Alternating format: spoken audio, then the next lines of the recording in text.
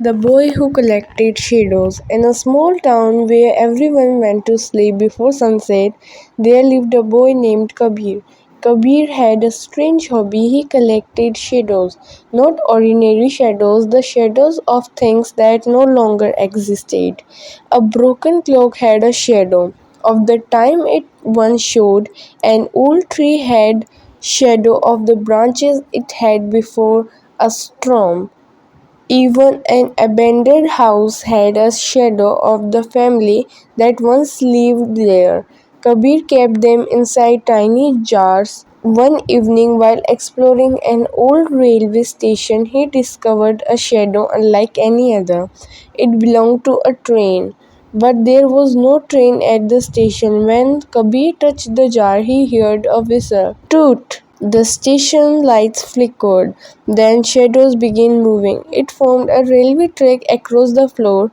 Kabir followed it outside. At midnight, a completely black train appeared. There were no windows, no driver, and no passengers. On the front was the single number 0. The door opened. Inside, Kabir found hundreds of empty seats. Each seat had a person's name on it. Then he saw the final seat. It had his name. Kabir stepped backward. A voice whispered, "Every one person gets one chance to visit the place where forgotten things go." Kabir looked at the mysterious train. "What if happens I get off?" The voice replied, "You will remember something everyone else has forgotten." Kabir climbed aboard. The train moved without making a sound.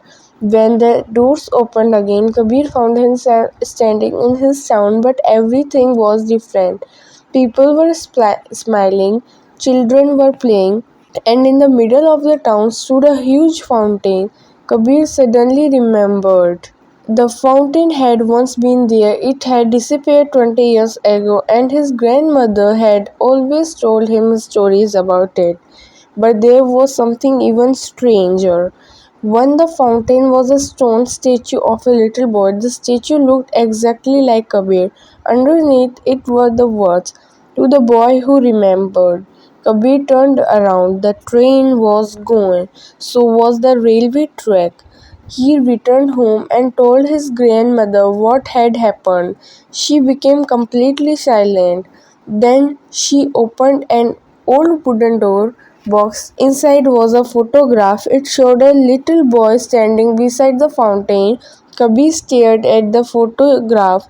The boy wasn't him, it was his grandfather. On the back of the photograph was a message. "One day Kabir will remember what we forgot." Kabir looked at his grandmother. She smiled, and for the first time she said, "I have been waiting for you to find the train."